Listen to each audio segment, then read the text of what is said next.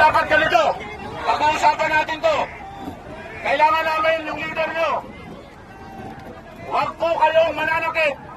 Nakikiusap po kami. Wala pong mananakit.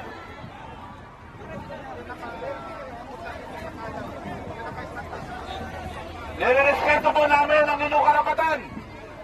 Pero paulit-ulit po namin pinapaalala na ang karapatan at kalayaan ay lagi may kaakibat na responsibilidad.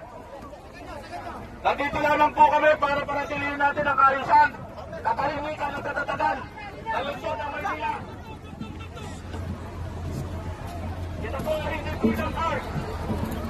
Malayo po ba ng hawak sa ating Freedom Park, pero ito po ay hindi Freedom Park.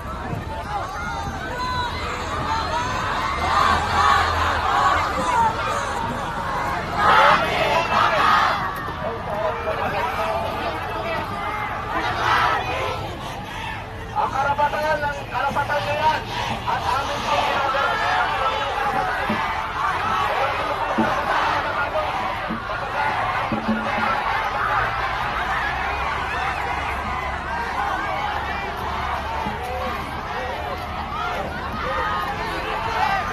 wala pong ganyan. Ano yung pinapakita nyo? Para kanino yan?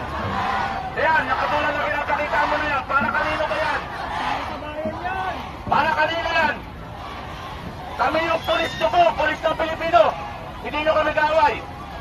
Huwag nyo kami pakitaan ng ganyan.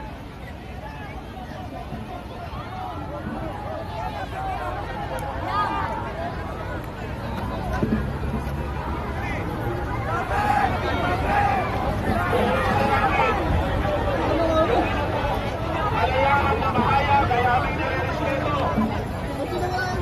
Pero patuloy po namin kayo pinapalihanan. Sa karapatan at kalayaan ay lagi may kakaitan.